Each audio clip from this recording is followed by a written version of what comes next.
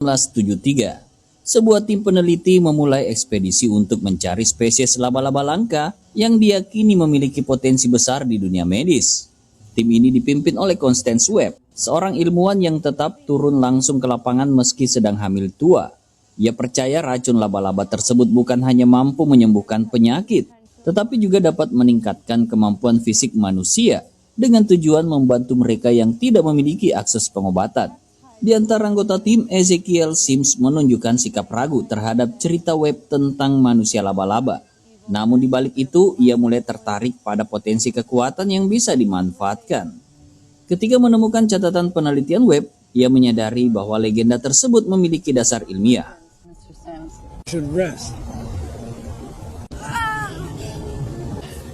I don't have time. Trying our best to keep me from working. Sejak saat itu, ambisinya berubah menjadi keserakahan. Di tengah kondisi fisik yang semakin melemah, Webb akhirnya menemukan laba-laba yang ia cari. Namun momen itu berubah menjadi tragedi. Sims mengkhianati tim, menembak anggota lainnya, lalu merebut laba-laba tersebut. Webb yang mencoba melindungi penemuannya ikut terluka parah. Sementara Sims pergi meninggalkannya begitu saja. Dalam kondisi kritis, Webb diselamatkan oleh sosok misterius menyerupai manusia laba-laba, seperti yang selama ini ia yakini. Ia dibawa ke sebuah gua tersembunyi, tempat luka-lukanya berusaha disembuhkan. Tapi tubuhnya yang sudah lama tak mampu bertahan lama, terlebih saat ia harus melahirkan. Di tempat itu, Webb melahirkan seorang bayi perempuan bernama Cassandra Casey Webb. Setelah memastikan bayinya selamat, ia mengembuskan nafas terakhirnya, meninggalkan Casey sebagai satu-satunya warisan dari perjuangannya. 30 tahun setelah peristiwa di Amazon, Cassandra Casey Webb telah dewasa dan bekerja sebagai paramedis di New York. Bersama rekannya Ben Parker, ia menjalani rutinitas penuh tekanan, menangani berbagai kondisi darurat yang menuntut kecepatan dan ketepatan dalam setiap keputusan. Dalam satu tugas, mereka berusaha menyelamatkan seorang wanita dalam kondisi kritis. Di tengah situasi yang menegangkan, keduanya bekerja dengan sangat solid. Ben fokus pada penanganan medis, sementara Casey mengemudi dengan cepat dan presisi agar pasien segera mendapat pertolongan. Di sela ketegangan, candaan kecil di antara mereka membantu menjaga suasana tetap terkendali. Setelah pasien berhasil diselamatkan, situasi pun mereda. Ben dengan hangat menerima ucapan terima kasih dari keluarga pasien. Sementara Casey tetap menjaga jarak. Sikapnya yang cenderung dingin menunjukkan bahwa ia tidak nyaman dengan keterikatan emosional. Berbeda dengan Ben yang lebih terbuka dan penuh empati. Di luar pekerjaan, Ben mengundang Casey menghadiri acara gender reveal keluarganya. Meski bukan tipe yang menyukai suasana kekeluargaan, Casey akhirnya menerima undangan itu. Percakapan mereka memperlihatkan perbedaan arah hidup. Ben mulai menata masa depan yang stabil bersama keluarga, sementara Casey masih memilih hidup bebas tanpa ikatan. Namun di balik sikapnya yang terlihat santai, Casey menyimpan kesepian yang dalam. Sebagai yatim piatu, ia tumbuh tanpa pernah mengenal orang tuanya. Setiap malam, ia membuka koper peninggalan ibunya, melihat barang-barang lama, dan membaca catatan milik ibunya. Kebiasaan itu menjadi satu-satunya cara baginya untuk merasa dekat dengan sosok ibu yang tak pernah ia kenal, tetapi selalu ia rindukan dalam diam. Keesokan harinya, Casey dan Ben kembali bertugas saat menerima panggilan darurat di sebuah jembatan. Terjadi kecelakaan besar, dan satu mobil tergantung di tepi dengan seorang pria terjebak di dalamnya. Tanpa ragu, Casey masuk ke mobil yang hampir jatuh, menenangkan korban, lalu melepaskan sabuk pengamannya. Dengan bantuan Ben, korban berhasil dievakuasi tepat waktu. Tapi situasi mendadak berubah. Casey yang masih berada di dalam mobil justru terjebak ketika kendaraan itu kehilangan keseimbangan dan terjatuh ke sungai. Ia tidak sempat menyelamatkan diri dan tenggelam bersama mobil tersebut. Di dalam air antara sadar dan tidak, Casey mengalami penglihatan aneh. Ia melihat jaring-jaring berkilauan dan mendengar suara misterius yang memanggil namanya. Dalam momen itu, ia seperti melihat sekilas potongan masa depan. Dan tanpa ia sadari, itulah awal munculnya kemampuannya untuk memprediksi apa yang akan terjadi.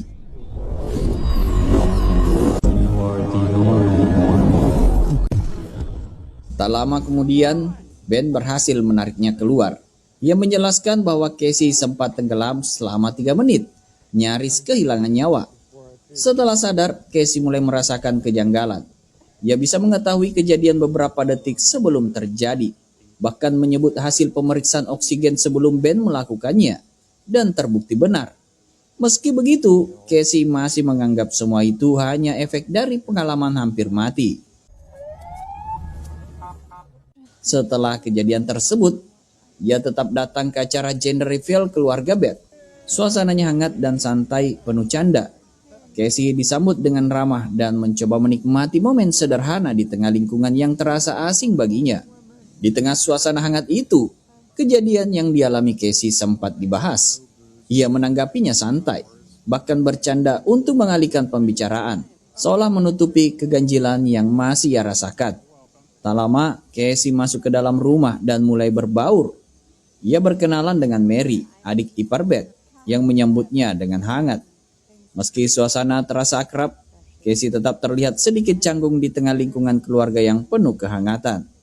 Untuk mencairkan suasana, Mary mengajak semua tamu berbagi kenangan tentang ibu mereka. Chloe, is that you? Whose is this? Namun saat giliran Casey tiba, suasana mendadak hening ketika ia mengungkapkan kalau ibunya meninggal saat melahirkannya. Menyadari situasi menjadi canggung, Mary segera mengalihkan permainan dengan menebak nama bayi, dan suasana kembali hidup dengan tawa. Di tengah momen itu, Casey kembali mengalami kejanggalan. Ia merasa kejadian berulang persis. Balon meletus, pelayan datang, hingga percakapan yang seolah terjadi 2 kali. Ia bahkan mulai bereaksi sebelum semuanya benar-benar terjadi, seakan telah melihatnya lebih dulu. Belum sempat memahami apa yang terjadi, Ben menerima panggilan darurat tentang kebakaran di dermaga. Tanpa membuang waktu, Casey dan Ben segera meninggalkan acara dan menuju lokasi. Sesampainya di lokasi kebakaran, suasana sudah kacau dan penuh kepanikan. Casey langsung bergerak cepat membantu para korban. Namun saat menangani salah satu pasien, ia kembali mengalami penglihatan aneh. Dalam sekejap, ia melihat masa depan. Rekannya O'Neill mengalami kecelakaan fatal. Bahkan ia melihat dirinya sendiri berusaha menyelamatkan O'Neill dengan tangan berlumuran darah, seolah semuanya sudah benar-benar terjadi. Merasa ada yang tidak beres, Casey mencoba mencegahnya. Ia memperingatkan O'Neill dan bahkan menawarkan diri untuk menggantikan posisinya sebagai pengemudi ambulans. Namun peringatannya tidak dianggap serius. O'Neill tetap berangkat menjalankan tugas. Tak lama kemudian, kejadian itu benar-benar terjadi. Ambulans yang dikendarai O'Neill tertabrak truk dan berakhir tragis. O'Neill tewas di tempat. Casey hanya bisa menyaksikan dengan terpukul, menyadari bahwa ia telah melihat semuanya sebelumnya, namun gagal mencegahnya. Rangkaian kejadian ini membuat Casey semakin yakin ada sesuatu yang tidak normal pada dirinya. Ia pun memutuskan memeriksakan diri ke dokter. Tapi hasilnya menunjukkan ia sepenuhnya sehat. Tidak ada gangguan pada penglihatan maupun hasil CT scan dan MRI. Dokter menduga semua itu hanyalah efek trauma dari pengalaman yang ia alami dan menyarankan Casey untuk beristirahat. Tapi bagi Casey, penjelasan itu tidak cukup. Ia yakin apa yang terjadi padanya bukan sekadar gangguan psikologis, melainkan sesuatu yang nyata. Setelah itu, Casey pulang dan mencoba beristirahat sesuai saran dokter. Ia menghabiskan waktu dengan menonton televisi, namun tayangan yang ia lihat justru terasa seperti menyinggung masa depan. Hal-hal yang belum terjadi, tetapi mungkin bisa terwujud. Tanpa sadar, pikirannya semakin dipenuhi pertanyaan tentang apa yang sebenarnya sedang ia alami. Tak lama kemudian, ponselnya berdering. Ia memilih mengabaikannya hingga Ben meninggalkan pesan suara. Dalam pesan itu, Ben memberitahu bahwa pemakaman O'Neill akan segera berlangsung dan berharap Casey datang. Bukan hanya untuk keluarga yang ditinggalkan, tetapi juga untuk dirinya sendiri. Casey tetap terdiam, larut dalam pikirannya. Saat berada di dapur, ia tanpa sengaja menjatuhkan sebuah benda hingga pecah. Di saat yang sama, seekor burung menabrak kaca jendela dan terjatuh. Ia segera mendekat dan membuka jendela. Namun sekejap kemudian peristiwa itu seperti terulang. Kali ini dengan hasil berbeda. Burung yang sebelumnya tampak mati ternyata tidak terluka. Ketika Casey membuka jendela lebih dulu, burung itu justru berhasil terbang masuk tanpa benturan. Dari momen sederhana itu, Casey mulai memahami sesuatu yang penting. Ia bukan hanya mampu melihat masa depan, tetapi juga bisa mengubahnya. Kesadaran itu menjadi titik balik, bahwa apa yang ia anggap sebagai gangguan sebenarnya adalah kekuatan. Adegan kemudian beralih ke Ezekiel Sims, pria yang dahulu membunuh ibu Casey, yang kini hidup sebagai sosok kaya dan berkuasa setelah 30 tahun berlalu. Kekuatan dari laba-laba membuatnya memiliki kemampuan di luar manusia biasa. Suatu malam, Sim menghadiri pertunjukan opera. Dengan tenang dan penuh percaya diri, ia mendekati seorang wanita, membangun kedekatan, lalu mengajak ke apartemen mewahnya. Ia terlihat mudah memanipulasi orang lain untuk mendapatkan apa yang diinginkannya. Namun saat tertidur, ia mengalami mimpi buruk yang terasa nyata. Dalam penglihatannya, 3 gadis dengan kostum mirip manusia laba-laba menyerangnya tanpa ampun hingga ia tewas. Sims terbangun dalam kepanikan. Menyadari itu bukan sekedar mimpi, melainkan gambaran masa depan. Penglihatan itu terus berulang setiap malam, menampilkan 3 wajah yang sama. Alih-alih takut, Sims memilih melawan takdir. Ia bertekad menemukan ketiga gadis itu lebih dulu dan membunuh mereka sebelum masa depan tersebut terjadi. Untuk melacak mereka, Sims memanfaatkan teknologi pengenalan wajah milik Badan Keamanan. Wanita yang ia dekati sebelumnya ternyata adalah target, seorang petugas dengan akses ke sistem tersebut.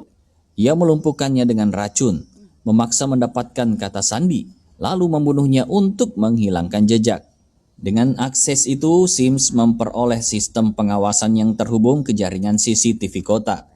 Ia kemudian menyerahkannya kepada seorang hacker bernama Amaria untuk melacak 3 gadis dalam penglihatannya.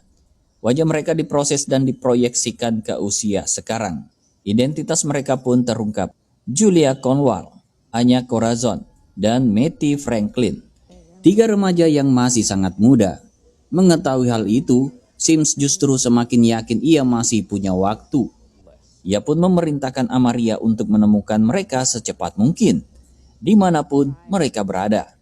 Kembali ke Casey, ia berangkat ke stasiun untuk menghadiri pemakaman O'Neill. Di tengah keramaian, penumpang dan suara pengumuman, tanpa disadari ia berpapasan dengan 3 gadis yang menjadi target Sims. Meski saat itu ia belum mengenal mereka. Di waktu yang sama, Amaria berhasil melacak ketiganya melalui sistem pengawasan.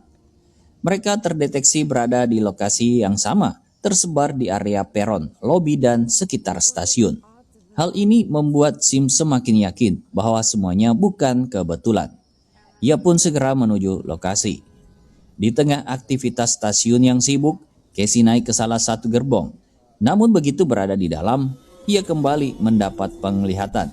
Seorang pria misterius menyerang 3 gadis secara brutal, seperti potongan masa depan yang tak terhindarkan. Casey mulai gelisah. Di sekitarnya semua tampak normal, tetapi baginya ada sesuatu yang salah. Tak lama ketiga gadis itu benar-benar masuk ke gerbong yang sama secara bergantian. Situasi yang semula terasa kebetulan kini berubah mencurigakan. Saat kereta hampir berangkat, Casey melihat pria misterius itu muncul dan mendekat, persis seperti dalam penglihatannya. Tanpa ragu, ia langsung menarik ketiga gadis itu keluar dan memperingatkan bahaya. Tapi tindakannya justru disalahpahami, membuat orang-orang panik dan petugas keamanan hampir menangkapnya.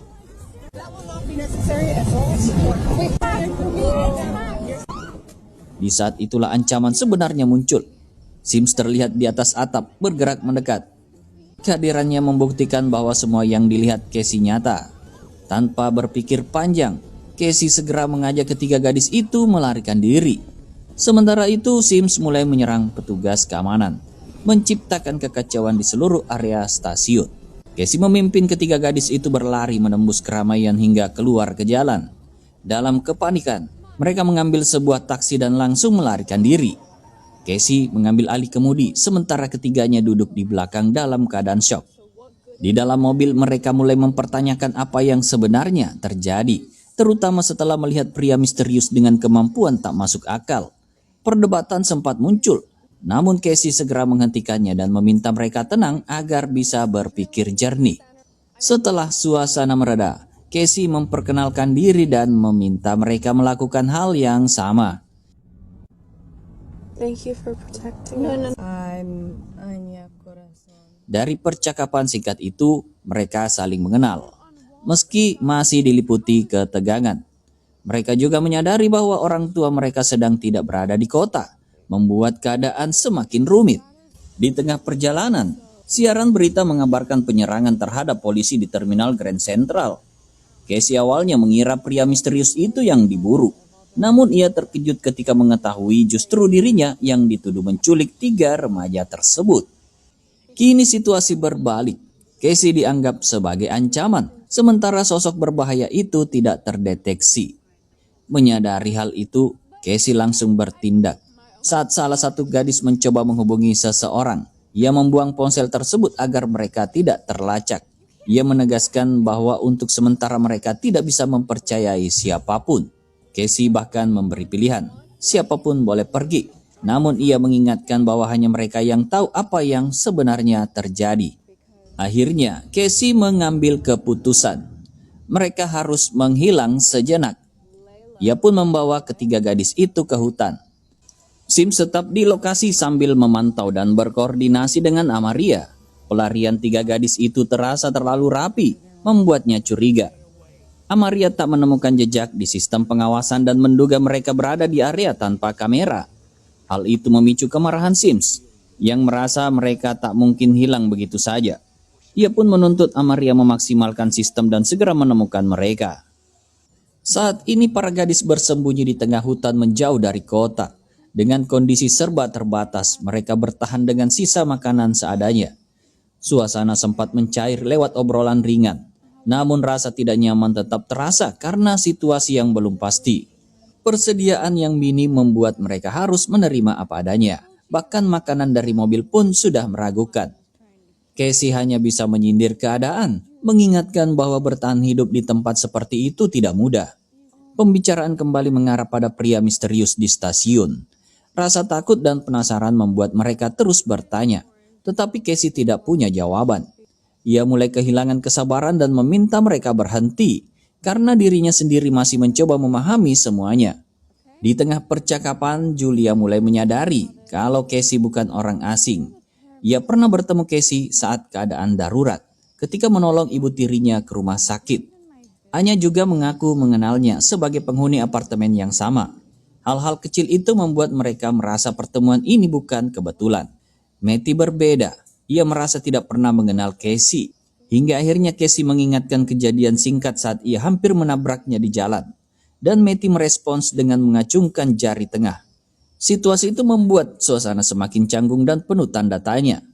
Mereka mulai menyadari bahwa pertemuan ini bukan kebetulan, melainkan bagian dari sesuatu yang lebih besar.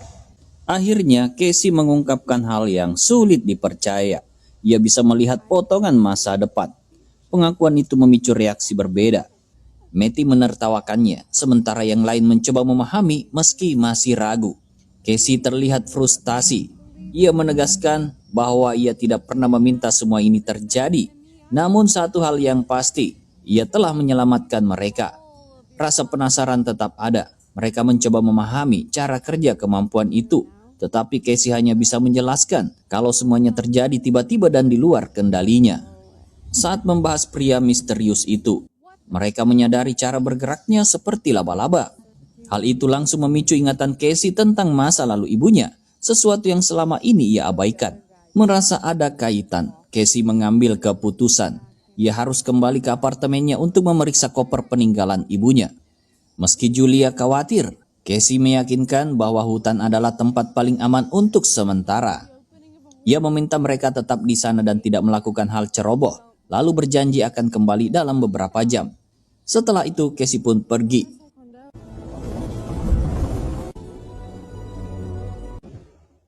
Sesampainya di apartemen, Casey langsung mencari koper peninggalan ibunya. Ia membukanya dan menemukan buku catatan berisi penelitian tentang laba-laba Amazon, khususnya racun dan senyawa peptida di dalamnya. Ia membaca cepat, menyisir halaman demi halaman. Perhatiannya tertuju pada satu istilah, Las Aranas, yang berarti manusia laba-laba. Dari catatan itu ia memahami bahwa ini bukan sekedar legenda. Dalam cerita setempat, mereka dipercaya memiliki kekuatan dari racun laba-laba, lebih cepat, lebih kuat, dan mampu merayap di dinding. Penjelasan itu langsung mengingatkannya pada pria misterius yang ia lihat sebelumnya. Didorong rasa penasaran, Casey sempat mencoba memanjat dinding namun gagal. Ia jelas tidak memiliki kemampuan fisik seperti itu. Ia kembali membaca, hingga menemukan hal yang lebih mengejutkan. Las Aranas disebut juga memiliki indera keenam, kemampuan melihat sekilas masa depan. Casey terdiam. Ia mulai menyadari bahwa apa yang dialaminya bukan kebetulan. Pencariannya berakhir pada sebuah foto lama. Di sana ibunya berdiri bersama seorang pria yang ia kenali, pria misterius yang kini memburu mereka.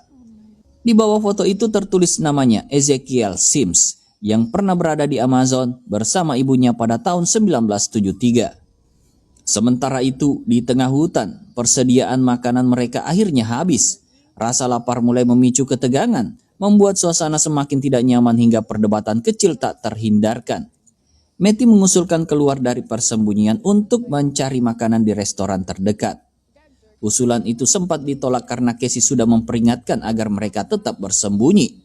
Namun rasa lapar dan lelah perlahan mengalahkan kewaspadaan. Hanya mengingatkan soal uang, tetapi Matty dengan santai mengatakan ia bisa membayar. Percakapan pun berubah lebih personal. Mereka mulai saling bercerita tentang kehidupan masing-masing, tentang keluarga, kesepian, dan kehilangan, menunjukkan bahwa mereka sama-sama menyimpan luka. Akhirnya mereka sepakat meninggalkan hutan. Meski ragu, Julia ikut setuju, menyadari mereka harus bertahan dengan cara mereka sendiri. Perjalanan tidak mudah, mereka sempat tersesat, namun akhirnya menemukan restoran yang dituju. Don't make eye contact. Setibanya di sana, mereka berusaha terlihat normal, duduk memesan banyak makanan, dan mencoba menikmati suasana meski tetap cemas. Tanpa mereka sadari, pemilik restoran mengenali wajah mereka dari berita penculikan. Ia diam-diam menghubungi pihak berwenang. Sinyal itu langsung terlacak oleh Amaria, yang kemudian mengetahui lokasi mereka dan segera memberitahu Sims. Tanpa menunggu lama, Sims bergerak menuju lokasi. Ia bahkan mengambil alih situasi, menegaskan kalau ini berada dalam kendalinya. Baginya, ketiga gadis itu bukan sekedar korban, melainkan target yang harus ia tangkap sendiri. Ketika Casey kembali ke hutan, ia mendapati tempat persembunyian itu sudah kosong. Ketiga gadis itu tidak ada di sana. Rasa panik seketika muncul. Ia segera menyisir area sekitar, hingga menemukan sisa bungkus makanan yang ditinggalkan. Sebuah petunjuk bahwa mereka telah pergi. Tanpa membuang waktu, Casey mengikuti jejak tersebut keluar dari hutan hingga akhirnya tiba di sebuah restoran pinggir jalan. Namun saat masuk ke dalam, ia justru dibuat terkejut. Ketiga gadis itu terlihat santai, bahkan berjoget di atas meja, sama sekali tidak menyadari bahaya yang sedang mengintai. Casey langsung berteriak memanggil mereka, berusaha menghentikan tindakan itu. Baginya, situasi tersebut sangat berbahaya karena mereka sudah menarik terlalu banyak perhatian. Tiba-tiba dalam penglihatannya, Sims muncul dan menyerang mereka dengan brutal, tanpa celah untuk melawan. Gambaran itu terasa nyata, seolah semua sudah benar-benar terjadi. Casey tersentak sadar, ia paham kejadian itu belum terjadi dan masih bisa dihentikan. Tanpa buang waktu, ia langsung kembali ke mobil dan melaju kencang menuju restoran. Ia harus lebih cepat dari apa yang baru saja ia lihat. Sesampainya di sana, ia langsung menabrakkan mobil ke arah Sims yang sudah bersiap menyerang. Serangan itu gagal. Casey berhasil membuka kesempatan untuk menyelamatkan ketiga gadis itu. Dengan panik, ia menyuruh mereka masuk ke mobil. Mereka menurut tanpa banyak bicara. Sims sempat membalas, tangannya mencakar Casey, mencoba menghentikan mereka. Meski terluka, Casey tetap tancap gas dan menjauh dari lokasi. Di dalam mobil, emosi Casey meledak. Ia menegur keras karena kecerobohan yang hampir berujung fatal. Dengan nada tegas, ia menjelaskan telah melihat masa depan yang mengerikan dan baru saja mencegahnya. Rasa bersalah mulai tampak, meski suasana tetap tegang.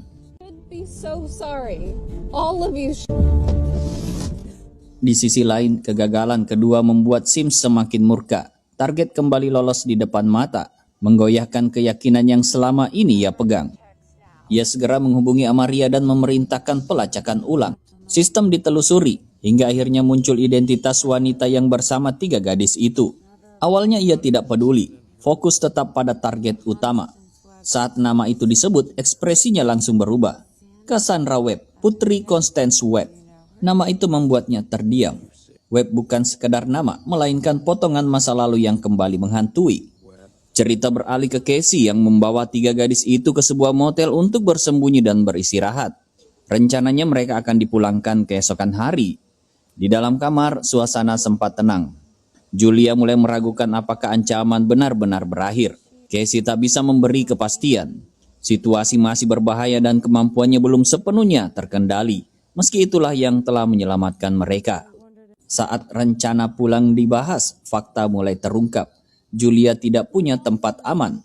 Ibunya dirawat di rumah sakit jiwa. Ayahnya sudah memiliki keluarga baru yang membuatnya merasa tersisih.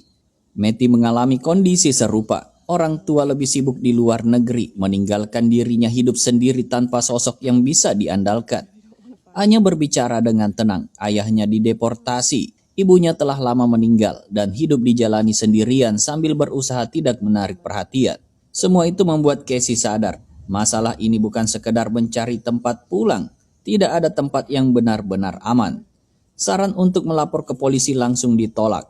Melibatkan pihak berwenang justru dianggap bisa memperburuk keadaan. Percakapan itu perlahan mengubah cara pandang Casey. Saat 3 gadis itu tertidur, Casey diam-diam pergi. Ia kembali ke restoran, seolah ada sesuatu yang belum selesai. Dalam kondisi setengah sadar, ia kembali bertemu dengan Sims. Dalam penglihatan itu, Sims mengungkap alasan di balik semua ini. Ia percaya ketiga gadis itu akan menjadi ancaman besar di masa depan. Satu-satunya cara menurutnya adalah menghabisi sebelum semuanya terjadi. Casey menolak keras. Di matanya, itu hanya remaja yang tidak bersalah. Sims tetap bersikeras, masa depan sudah cukup menjadi alasan. Kekuatan yang dimiliki dianggap memberinya hak menentukan hidup dan mati. Ucapan itu menyinggung masa lalu, tentang kekuatan laba-laba dan keterkaitan dengan ibu Casey. Bahkan tersirat ada konflik lama di antara keduanya. Casey terbangun dengan napas terengah. Itu bukan mimpi, melainkan peringatan. Hari sudah pagi. Tanpa membuang waktu, ia membangunkan ketiga gadis itu. Kali ini bukan sekedar melindungi, tetapi mempersiapkan. Casey mulai mengajarkan dasar bertahan hidup, terutama CPR. Ia menjelaskan sentuhan Sims dapat menyuntikkan racun saraf yang mematikan dan menghentikan jantung dalam hitungan detik. Artinya, setiap orang harus siap menyelamatkan satu sama lain. Latihan dilakukan dengan serius. Posisi tangan, tekanan, hingga ritme kompresi dada. Ini bukan teori, melainkan persiapan menghadapi ancaman nyata. Setelah itu, Casey menunjukkan foto lama ibunya bersama Sims. Ia menjelaskan penelitian tentang laba-laba di Amazon, termasuk kelompok yang diyakini memiliki kemampuan serupa. Semua mengarah pada satu kesimpulan. Kejadian saat ini berakar dari masa lalu ibunya. Merasa masih banyak yang belum dipahami, Casey mengambil keputusan besar, pergi ke Peru. Sebelum berangkat, tiga gadis itu dibawa ke rumah Ben. Satu-satunya orang yang bisa dipercaya. Risiko memang besar, tetapi tanpa jawaban, bahaya tidak akan pernah berakhir. Dengan tekad bulat, Casey memulai perjalanan untuk mengungkap kebenaran. Setibanya di hutan Peru, ia mengikuti petunjuk dari catatan ibunya. Langkahnya membawa ke sebuah sungai yang sama seperti di foto lama. Tanda lokasi sudah tepat. Di tengah pencarian, muncul seorang pria misterius. Sosok yang pernah membantu ibunya saat melahirkan. Seolah sudah menunggu, pria itu memahami tujuan Casey dan membawanya menuju gua tersembunyi. Di dalam gua, Casey akhirnya menemukan kebenaran. Ibunya datang ke tempat itu untuk mencari zat penyembuh dari laba-laba, sesuatu yang diyakini mampu menyelamatkan banyak nyawa. Di lokasi itu pula, ia bertemu Ezekiel Sims, sosok yang justru memanfaatkan penelitian tersebut demi mendapatkan kekuatan bagi dirinya sendiri. Casey sadar, gua itu bukan sekedar tempat kematian ibunya, tetapi juga tempat kelahirannya. Fakta itu menghantam keras. Pertanyaan mulai muncul, mengapa ibunya rela mempertaruhkan segalanya hingga datang ke tempat seberbahaya ini. Pria misterius itu menjelaskan, untuk melihat masa depan dengan jelas, Casey harus memahami luka di masa lalu. Ia harus kembali ke titik awal dan menghadapi kebenaran yang selama ini dihindari. Tanpa pilihan lain, Casey mengikuti proses tersebut. Tubuhnya didorong ke dalam sungai, tempat awal semua kejadian. Di dalam air, rangkaian penglihatan muncul. Casey dibawa kembali ke masa lalu, menyaksikan langsung pertemuan ibunya dengan Sims, termasuk konflik terkait laba-laba berkekuatan luar biasa. Penglihatan terus berlanjut. Ia melihat perjuangan ibunya mempertahankan penemuan itu, hingga konflik berujung tragis. Ada juga momen saat sang ibu berusaha menyelamatkan dirinya, bahkan sebelum ia lahir. Gambaran lain ikut terbuka, ibunya pernah berkonsultasi dengan dokter. Dari sana terungkap, Casey sejak dalam kandungan mengidap penyakit genetik serius tanpa obat pasti. Kondisi itu membuat sang ibu terdesak, sekaligus mendorong pencarian harapan di tempat yang tidak biasa, hingga jauh ke hutan Amazon. Perjalanan ke hutan bukan karena ambisi atau kecerobohan. Semua dilakukan demi menyelamatkan anaknya. Ia menolak menyerah pada diagnosis dan memilih mencari solusi, meski nyawa menjadi taruhan. Kesadaran itu mengubah sudut pandang Casey. Ia akhirnya mengerti selama ini sang ibu tidak pernah meninggalkan dirinya. Semua adalah bentuk perjuangan. Rasa bersalah pun muncul, diiringi penyesalan atas kemarahan yang lama dipendam. Sesaat kemudian, Casey kembali ke masa kini. Pengalaman barusan bukan sekedar penglihatan, melainkan bagian dari kemampuan yang mulai berkembang. Kini ia tidak hanya melihat masa depan, tetapi juga terhubung dengan masa lalu. Pria itu menjelaskan kekuatan Casey bukan bersifat fisik seperti milik Sims. Kemampuan memahami alur waktu justru memiliki potensi jauh lebih besar. Jika mampu mengendalikannya, Casey bisa berada dalam beberapa kemungkinan sekaligus dan mengubah arah masa depan. Kesadaran itu membawa tanggung jawab besar.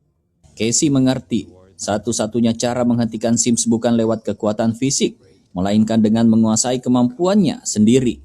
Pada akhirnya, hanya dirinya yang mampu mengubah masa depan yang telah terlihat. Di lokasi lain situasi mendesak terjadi.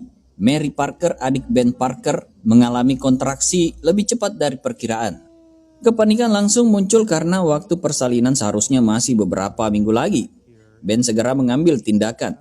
Ia membawa Mary ke mobil untuk menuju rumah sakit. Julia, Anya, dan Matty ikut mendampingi. Kondisi Mary yang semakin kritis tidak memberi ruang untuk menunggu bantuan. Di saat bersamaan, Amaria berhasil melacak posisi melalui sistem pemantauan. Informasi itu langsung diteruskan kepada Sims. Tanpa menunda, Sims bergerak cepat menuju lokasi, bersiap mencegah sebelum tujuan tercapai. Di sisi lain, Casey yang baru tiba di rumah Ben mendapati tempat itu sudah kosong. Saat mengintip melalui jendela, penglihatan kembali muncul, memperlihatkan kejadian yang baru saja berlangsung sekaligus ancaman yang akan segera datang. Tanpa menunggu, Casey langsung bergerak untuk menyusul. Saat ambulans tiba di rumah Ben, Casey justru mengambil alih kendaraan itu. Ia memakainya untuk mengejar mobil yang membawa Mary. Instingnya jelas, ancaman dari Sims sudah sangat dekat dan tidak bisa dihindari. Di perjalanan keadaan berubah kacau. Atas perintah Sims, Amaria meretas sistem lalu lintas dan mengubah seluruh lampu menjadi hijau. Jalanan langsung dipenuhi kendaraan yang melaju tanpa kendali, menciptakan kekacauan berbahaya di setiap arah. Di tengah situasi itu, Sims muncul dengan kostum hitamnya. Kehadirannya membawa ancaman yang jauh lebih besar. Sebuah bom berada di tangannya, siap digunakan untuk mengakhiri semuanya sekaligus. Ketegangan memuncak saat jarak semakin dekat. Di momen genting, Casey datang tepat waktu. Ambulans yang dikendarainya menghantam Sims dari arah tak terduga. Bom yang dibawa jatuh dan meledak sesaat kemudian, memperparah kekacauan di sekitar. Casey langsung mengambil kendali. Ia memerintahkan Julia, Anya, dan Matty masuk ke ambulans. Sementara Ben tetap melaju membawa Mary ke rumah sakit demi keselamatan ibu dan bayi. Ancaman belum berhenti. Sims bangkit kembali dan mengejar dengan kecepatan luar biasa. Tubuhnya melompat dari satu kendaraan ke kendaraan lain di tengah jalan yang penuh kekacauan. Di dalam ambulans, Casey segera menyusun rencana. Ia meminta Anya menyiapkan alat AED sebagai senjata darurat. Saat Sims berhasil naik ke atas ambulans, aba-aba diberikan dan alat itu langsung diaktifkan pada saat yang tepat. Di waktu yang sama, kemudi dibanting keras. Gerakan itu membuat Sims kehilangan keseimbangan dan terpental dari kendaraan. Serangan tersebut cukup untuk menghentikan kejaran sementara. Kesempatan itu digunakan untuk menjauh. Pelarian tidak berlangsung lama, ambulans tiba-tiba mogok dan berhenti, membuat situasi kembali genting. Di tengah tekanan, Casey memanfaatkan kemampuannya untuk melihat beberapa menit ke depan. Dalam penglihatan itu, lokasi sekitar ternyata dipenuhi bahan peledak, sebuah jebakan mematikan. Di balik ancaman itu ada celah untuk membalik keadaan. Kesadaran muncul, masa depan masih bisa diubah. Casey segera mengambil keputusan. Melalui radio ambulans, ia menghubungi layanan darurat dan meminta bantuan helikopter di area dermaga Queen sebagai jalur evakuasi. Setelah itu, Casey menenangkan Julia, Anya, dan Matty. Dengan tegas, ia menekankan satu hal. Kerjasama menjadi satu-satunya cara untuk bertahan.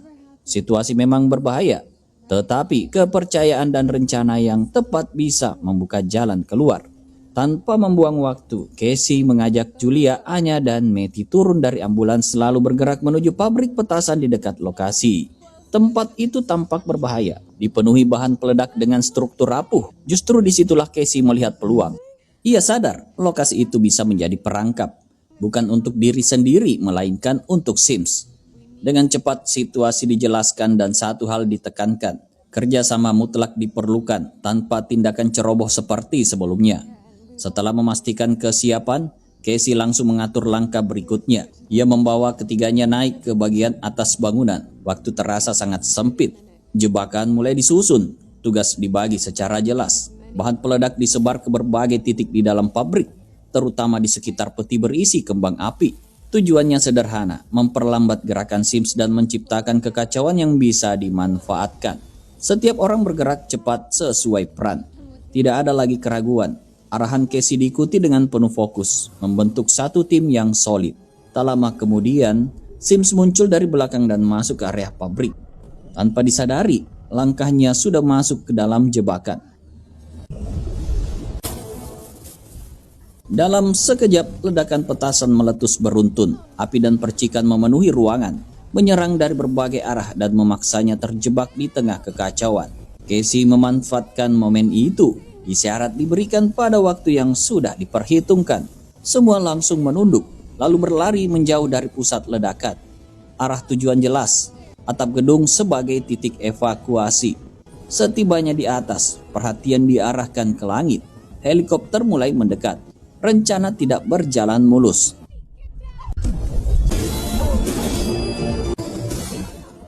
Sims kembali muncul dan langsung menyerang. Tekanan meningkat memaksa semua terus bergerak sambil mencari posisi aman. Situasi semakin kacau. Perpindahan ke bagian gedung yang lebih tinggi dilakukan dengan cepat, memanfaatkan tangga dan rangka bangunan untuk mendekati helikopter. Serangan terus datang tanpa jeda, tidak memberi ruang untuk berhenti. Upaya terakhir dilakukan dengan mencapai puncak struktur papan nama gedung. Harapan tertuju pada helikopter yang semakin dekat. Di saat genting, ledakan petasan yang diarahkan ke Sims berhasil ditangkis. Arah ledakan berbalik dan menghantam helikopter, memicu ledakan besar. Jalur evakuasi hancur dalam sekejap. Keadaan berubah drastis, pertarungan jarak dekat tak terhindarkan. Sims berhasil menangkap Casey. Ketiga gadis itu mencoba melawan, tetapi satu persatu terpental dan terjebak dalam posisi berbahaya. Di titik terdesak, Casey sadar cara biasa tidak akan cukup. Ingatan tentang pemahaman baru muncul. Kemampuannya tidak hanya melihat masa depan, tetapi juga memungkinkan hadir dalam beberapa kemungkinan sekaligus. Dengan tekad penuh, seluruh kemampuan dikerahkan. Casey seolah muncul di beberapa titik dalam waktu yang sama. Setiap pergerakan digunakan untuk menyelamatkan Julia, Anya, dan Matty secara bersamaan, sekaligus mengalihkan fokus Sims. Di tengah kekacauan itu, Sims digiring ke posisi yang sudah diperhitungkan sejak awal. Ledakan petasan yang tersisa memicu runtuhnya struktur besi besar di atasnya. Dalam sekejap, reruntuhan jatuh dan menghantam tubuh Sims. Semuanya berakhir di titik itu, persis seperti masa depan yang pernah terlihat.